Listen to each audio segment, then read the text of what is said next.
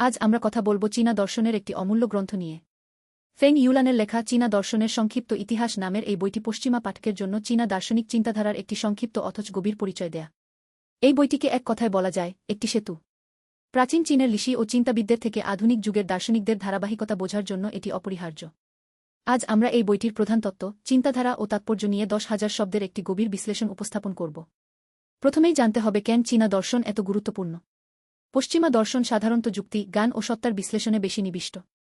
অন্যদিকে চীনা দর্শন বেশি মনোযোগ দেয়া মানুষের জীবনযাপন, নৈতিকতা, সমাজ ও প্রকৃতির সাথে সামঞ্জস্য রেখে চলার উপায় নিয়ে।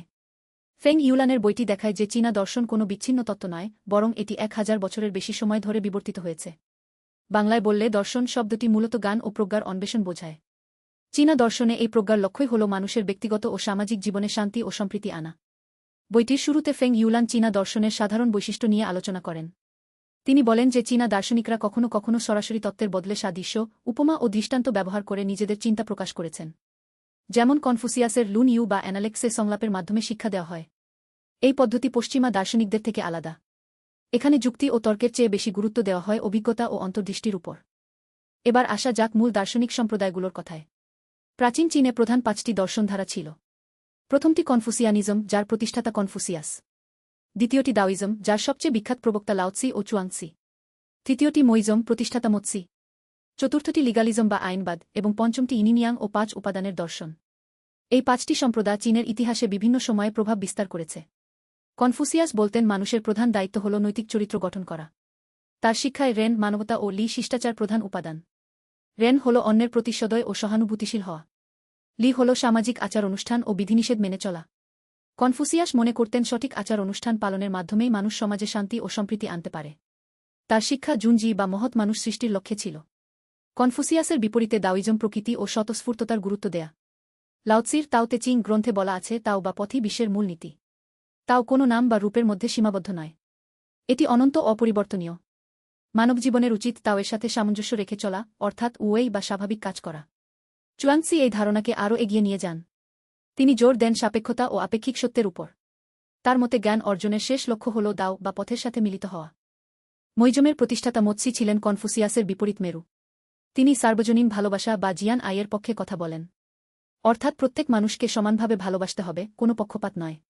মোৎসি তঙ্কযুদ্ধ ও আচার অনুষ্ঠানের অপ্রয়োজনীয়তা নিয়ে সাবধান করেছিলেন। তিনি মনে করতেন সমাজের উন্নতি তখনই সম্ভব যখন সবাই একে অপরের কল্যাণের জন্য কাজ করে।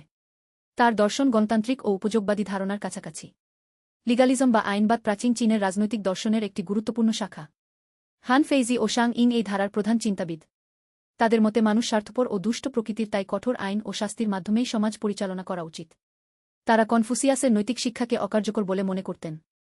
তবে আইনবাদের প্রভাব চীনের ইতিহাসে খুব বেশি দিন স্থায়ী হয়নি, কারণ এটি মানবিক সম্পর্কের ঘাটতি তৈরি করেছিল। ইমিনিয়াং ও 5 উপাদানের দর্শন একটি প্রাকৃতিক বিশ্ব দর্শন। এটি বলে মহাবিশ্ব দুটি বিপরীত শক্তি ইনিন ও ইয়াংয়ের মিথস্ক্রিয়ায় গঠিত। ইমিন হল অন্ধকার, নারী, নিষ্ক্রিয় ও শীতল। ইয়াং হল আলো, পুরুষ, সক্রিয় ও উষ্ণ। এই দুটোর ভারসাম্যেই সুস্থতা ও শান্তির মূল। 5 উপাদান হল কাঠ, আগুন, মাটি, ধাতু ও জল। এগুলোর চক্রাকার প্রক্রিয়া প্রকৃতির গতি নির্ধারণ করে। এই তত্ত্ব চীনা চিকিৎসা, জ্যোতিষ ও দর্শনে গভীর প্রভাব ফেলেছে। ফেং ইউলানের বইটি শুধু প্রাচীন দর্শন নিয়ে নয়, এটি চীনা দর্শনের ইতিহাসকে কালানুক্রমিকভাবে সাজিয়েছে।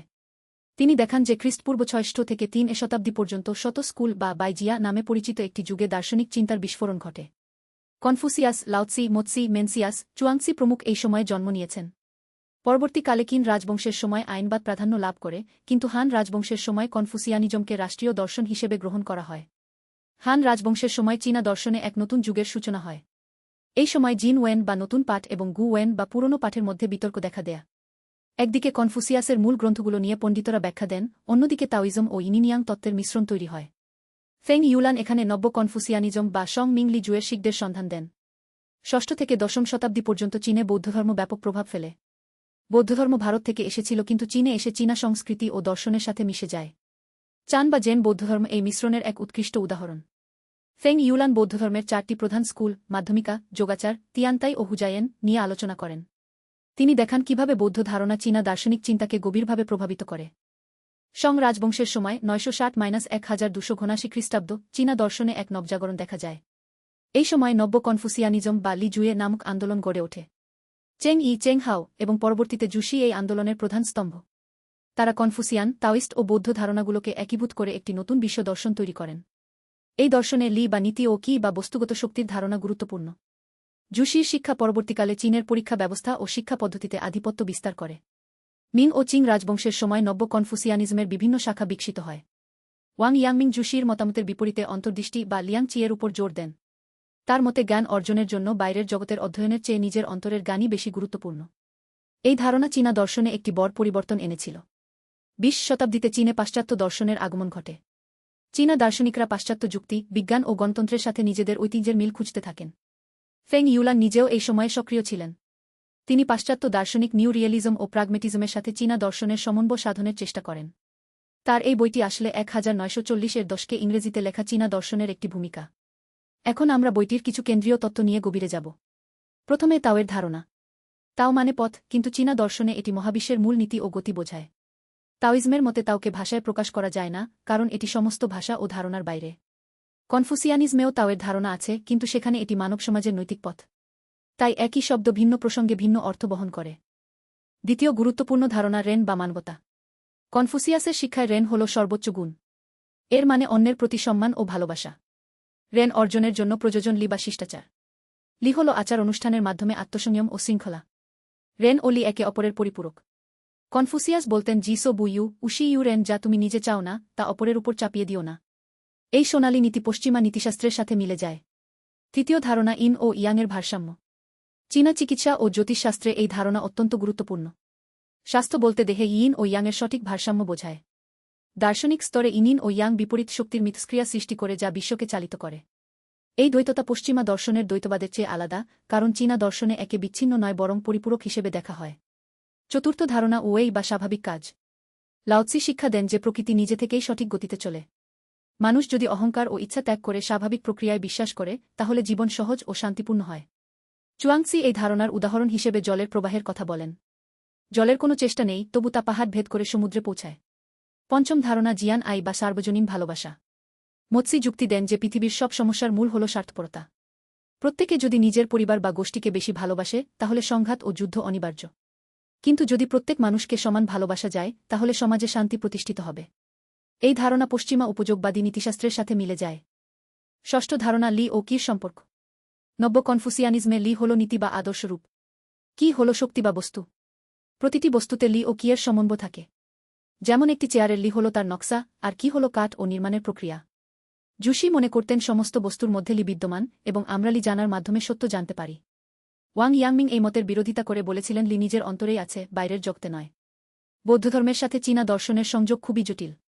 বৌদ্ধ ধারণা শূন্যতা বা শূন্যতা চীনা দার্শনিকদের কাছে নতুন চিন্তার দিগন্ত খুলে দেয়া। চীনা বৌদ্ধ চিন্তায় তথাগত গর্ভ ও বুদ্ধ প্রকৃতির ধারণা চীনা তাওইজমের সাথে মিশে যায়। চীন বৌদ্ধধর্মে জেন বা চ্যান বিশেষ গুরুত্বপূর্ণ। জেন শিক্ষকরা সরাসরি মনের স্বভাব উপলব্ধির উপর জোর দেন। এর মাধ্যমে জ্ঞান অর্জন করা যায় কোনো গ্রন্থ বা তর্কের মাধ্যমে নয়, বরং সরাসরি অন্তর্দৃষ্টির মাধ্যমে। ফেং ইউলানের বইটি আরও দেখায় যে চীনা দর্শনের ইতিহাস শুধু তত্ত্বের সমষ্টি নয়, বরং এটি সমাজ ও রাজনীতির সঙ্গে অঙ্গাঙ্গিভাবে জড়িত। কনফুসিয়ানিজম পরবর্তীকালে চীনের রাষ্ট্রীয় মতাদর্শ হয়ে ওঠে, যা সাম্রাজ্যের প্রশাসন ও শিক্ষা ব্যবস্থাকে প্রভাবিত করে। তাওইজমও ভিন্নভাবে প্রভাব ফেলে। কবিতা, চিত্রকলা, স্থাপত্য চীনা শিল্পে তাওইজমের ছাপ সুস্পষ্ট। আমাদের বিশ্লেষণে আরও একটি গুরুত্বপূর্ণ দিক হল চীনা দর্শনের পদ্ধতি সম্পর্কে ফেং ইউলানের বক্তব্য। তিনি বলেন চীনা দার্শনিকরা সাধারণত যুক্তির পরিবর্তে ইনটুইশন বা অন্তর্দৃষ্টির উপর নির্ভর করেন।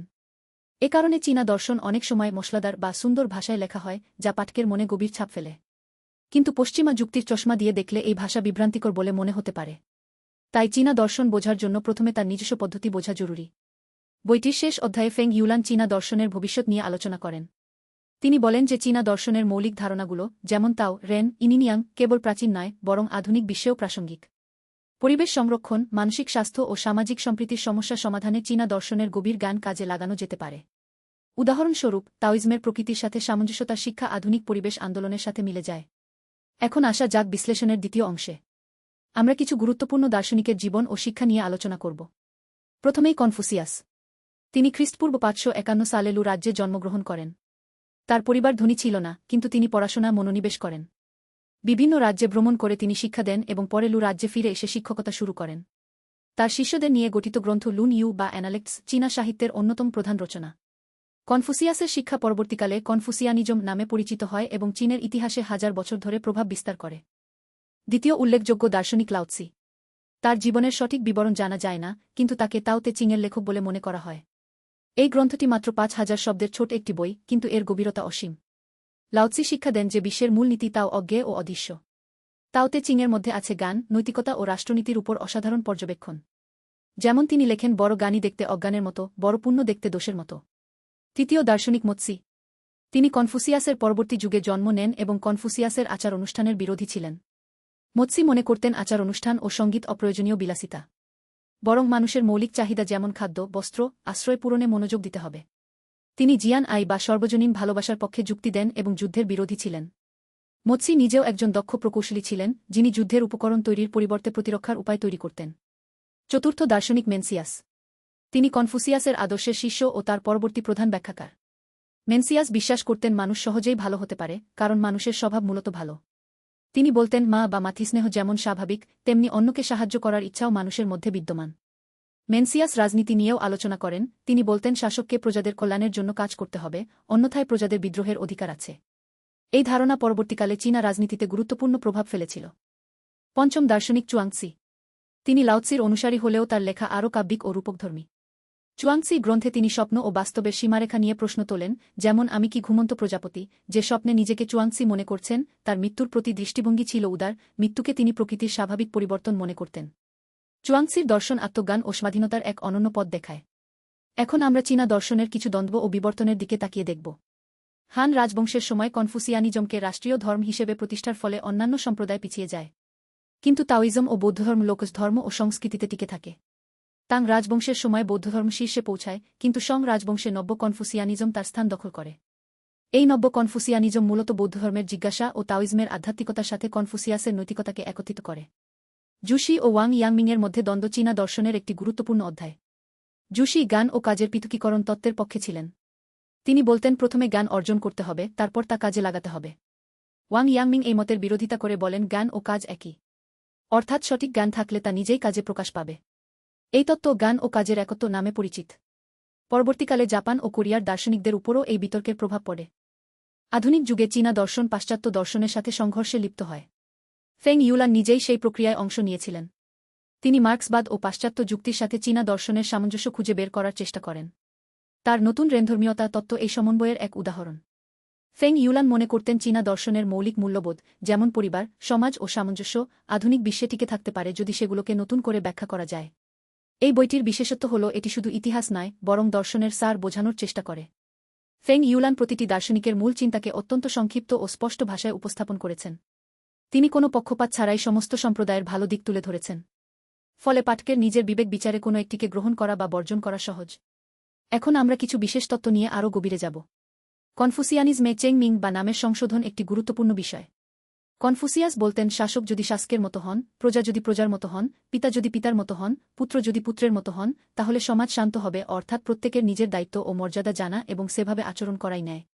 এই ধারণা ভারতীয় বর্ণাশ্রমের সাথে মিলে গেলেও চীনে এটি বেশি সামাজিক ও রাজনৈতিক। আরেকটি গুরুত্বপূর্ণ তত্ত্ব জং ইয়ং বা মধ্যম পথ। কনফুসিয়াসের নাতি জিসি এই তত্ত্বের প্রবর্তক।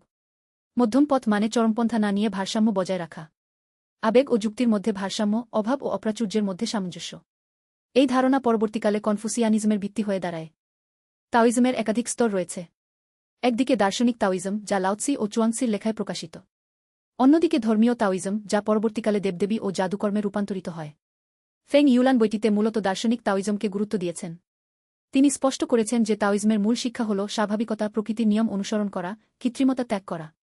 বৌদ্ধধর্মের ক্ষেত্রে ফেং ইউলান মাধ্যমিকা ও যোগাচার স্কুল দুটির উপর আলোকপাত করেন। মাধ্যমিকা শূন্যতা তত্ত্বের পক্ষে। এটি বলে কোনো কিছুই স্বভাবত নিরপেক্ষ নয়, সবই নির্ভরশীল। যোগাচার বলে চেতনায় মূল, বাহ্যবস্তু আসলে মনের কল্পনা। এই দুটি তত্ত্ব চীনে সান লুন ও ফাশিয়াং স্কুলে পরিণত হয়। চীনে বৌদ্ধধর্মের সবচেয়ে জনপ্রিয় স্কুল হল জিংতু বা পিওর ল্যান্ড বৌদ্ধধর্ম, যা ফেং ইউলান সংক্ষেপে উল্লেখ করেছেন। সং রাজবংশের নব্য কনফুসিয়ানিজমে গেউ বা বস্তু অনুসন্ধান একটি গুরুত্বপূর্ণ পদ্ধতি। জুশি বলতেন গেউ মানে প্রতিটি বস্তুর লি বা নীতি জানার চেষ্টা করা। এই প্রক্রিয়া দীর্ঘ ও ধৈর্যের প্রয়োজন। ওয়াং ইয়াংমিং এই পদ্ধতি কঠোরভাবে সমালোচনা করেন। তিনি বলেন বাইরের বস্তু জানার চেয়ে নিজের অন্তরের লিয়াংচি বা সহজাত জ্ঞানকে বিকশিত করাই বেশি গুরুত্বপূর্ণ। এই বিতর্ক চীনা শিক্ষা পদ্ধতিকে গভীরভাবে প্রভাবিত করে। চীনা দর্শনের ইতিহাসে আরও একটি গুরুত্বপূর্ণ ঘটনা হল বৌদ্ধধর্মের তাড়না। তাং রাজবংশের শেষ দিকে বৌদ্ধধর্মের উপর নিপীড়ন শুরু হয়, কারণ বৌদ্ধ মঠগুলো প্রচুর সম্পত্তি ও করমুক্তি পাওয়ার কারণে রাষ্ট্রের রাজস্ব কমে গিয়েছিল। কিন্তু বৌদ্ধধর্ম সম্পূর্ণ ধ্বংস হয়নি, বরং গোপনে টিকে থাকে এবং সং রাজবংশে পুনরুজ্জীবিত হয়। এই ঘটনা দেখায় যে ধর্ম ও দর্শন কখনোই রাজনীতি থেকে সম্পূর্ণ পৃথক নয়। এখন আমরা বইটির সামগ্রিক মূল্যায়ন করতে পারি। চীনা দর্শনের সংক্ষিপ্ত ইতিহাস শুধু তথ্যের ভাণ্ডার নয়, এটি একটি দার্শনিক মেডিটেশনও বটে। ফেং ইউলানের ভাষা অত্যন্ত সরল ও সাবলীল, যা সাধারণ পাঠকের জন্য বোধগম্য। তিনি চাইছেন পশ্চিমা পাঠক যেন চীনা দর্শনের সৌন্দর্য ও গভীরতা অনুভব করতে পারেন। এবং দক্ষিণ এশিয়ার পাঠকদের জন্যও এই বইটি অত্যাবশ্যক, কারণ আমাদের উপমহাদেশের দার্শনিক ঐতিহ্যের সঙ্গেও চীনা দর্শনের কিছু মিল রয়েছে, যেমন মোক্ষের ধারণা ও পুনর্জন্মের ভিন্ন ব্যাখ্যা। সমাপ্তির আগে আমরা কিছু গুরুত্বপূর্ণ উদ্ধৃতি নিয়ে আলোচনা করব। কনফুসিয়াস বলেছেন, জ্ঞানীরা জলে আনন্দ পায়, নৈতিকরা পর্বতে। জ্ঞানীরা সক্রিয়, নৈতিকরা স্থির। এই একটি বাক্যের মধ্যে কনফুসিয়াস মানব স্বভাবের দ্বৈততা ধরা দিয়েছেন। লাওৎসির একটি বিখ্যাত বাক্য, তাও যে কথা বলা যায় তা চিরন্তন তাও নয়, এই বাক্য দিয়েই তাওতে চিং শুরু হয়, যা জানান দেয় যে প্রকৃত সত্য ভাষার বাইরে। চুয়াংসি বলেছেন, মাছের সুখ তুমি জানতে পারো না, যতক্ষণ না তুমি মাছ হও। ফলে সাবজেক্টিভিটি ও এমপ্যাথির প্রয়োজনীয়তা বুঝিয়ে দিয়েছেন। চীনা দর্শনের এই সংক্ষিপ্ত ইতিহাস পড়লে সাধারণ ধারণা আসে যে চীনা চিন্তা একটি এক সত্তা নয়, বরং একাধিক ধারার সমন্বয়। কনফুসিয়ানিজমের সামাজিক দায়িত্ব, তাওইজমের প্রকৃতির মুক্তি, মৈজমের সমতাবাদ, প্রত্যেকের মূল্যবোধের মধ্যে সত্য আছে। ফেং ইউলান এগুলোর মেলবন্ধন ঘটিয়েছেন। আমরা আজ এই বিশ্লেষণে মোটামুটি 10,000 শব্দের একটি ধারাবাহিক বর্ণনা দিয়েছি। তবে বইটির প্রতিটি অধ্যায় এত সমৃদ্ধ যে এর আলোচনা আরও দীর্ঘ হতে পারে। আপনি যদি চীনা দর্শনে আরও গভীরভাবে ডুব দিতে চান, তাহলে মূল গ্রন্থগুলো লুন ইউ, তাওতে চিং, চুয়াংসি, মেনসিয়াস ইত্যাদি পড়ার পরামর্শ দেওয়া হয়। আমাদের আজকের এই ভিডিওটি আশা করি আপনার জ্ঞানের ভাণ্ডার সমৃদ্ধ করেছে। চীনা দর্শনকে জানার মাধ্যমে আমরা শুধু চিংকেই বুঝি না, বরং মানব চিন্তার সর্বজনীন প্রশ্নগুলোর উত্তর খোঁজার এক নতুন পথ পাই। ধন্যবাদ।